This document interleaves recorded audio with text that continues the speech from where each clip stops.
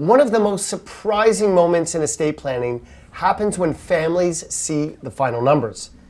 We sit down, walk through the plan, and suddenly it becomes clear. If everything continues as expected, our kids are going to inherit millions of dollars. And then comes the second realization, that they're not going to receive it until their 60s. At that point, the mortgage might already be paid off, the grandkids are launched, and the hard, lean years may already be behind them. And that raises an important question. If you are fortunate enough to leave a meaningful inheritance someday, should you consider giving with a warm hand today? Because for many adult children, the need is just not theoretical. They may be struggling to buy a first home. They may be raising young kids and paying for childcare, sports, school, or just dealing with the rising cost of living. They may be doing okay, but a little help now could really make a big difference. Gifting can mean different things for different families. For some, gifting might mean helping an adult child with a monthly support. For others, it might mean topping up a grandchild's RESP each year. But before you start gifting, there are 3 important questions to ask yourself, and the sequence matters. Can you afford to gift? Should you gift today? And how should you gift? Okay, back to the first question. Can you afford to gift? This is where the math really matters. You need to understand your own retirement income, tax situation, healthcare costs, and the lifestyle you want to protect. Generosity is wonderful, but not if it creates stress or poses risks for you later. A good financial plan helps answer questions like this. How much can we give without compromising our own future? Can we make this gift once, annually, or monthly? And what happens if markets are down, or life expectancy is longer, or expenses dramatically rise? The goal is not to give until it hurts. The goal is to give from a place of confidence.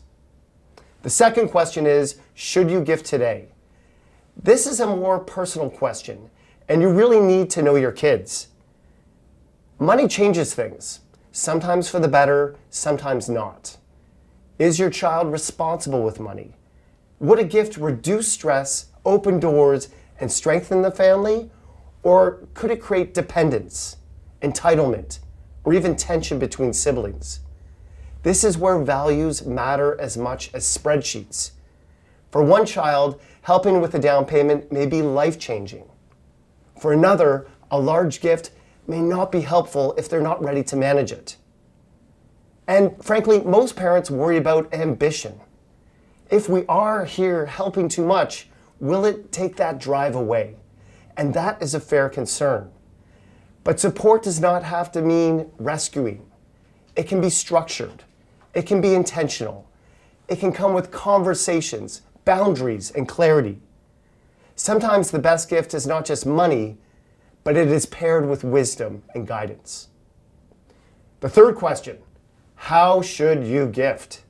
So, you've determined that you can afford to gift and would like to. Determining the mechanics is the next step. Should it be a lump sum, a monthly amount, a loan, a gift towards a home? Should you equalize the gift between all of the kids now or account for it later in the estate plan? In Canada, cash gifts to adult children are generally not taxable to the child, but there may be tax consequences if you sell investments. There may be family law considerations. There may be estate equalization issues. And if the money is being gifted to grandchildren or invested for minors, attribution rules can matter. So the best approach is rarely just transfer the money. The better approach is let's design the gift, define its purpose. What is the amount? Is it fair? Is it sustainable? Is it documented? And does it fit into the broader estate and financial plan? Done well, a gift can reduce pressure, create opportunity, and allow parents or grandparents to see the impact of their wealth during their lifetime. And that may be the most meaningful part. An inheritance received at 62 might be appreciated, but a thoughtful gift at 32, 38, or 45 that can really change the trajectory of a family. So if your estate plan shows that your children are likely to receive a significant inheritance one day, it may be worth asking, would some of that money do more good today? Not recklessly, not emotionally, not without a plan, but thoughtfully, intentionally, and with a warm hand. If this resonates with you, please get in touch.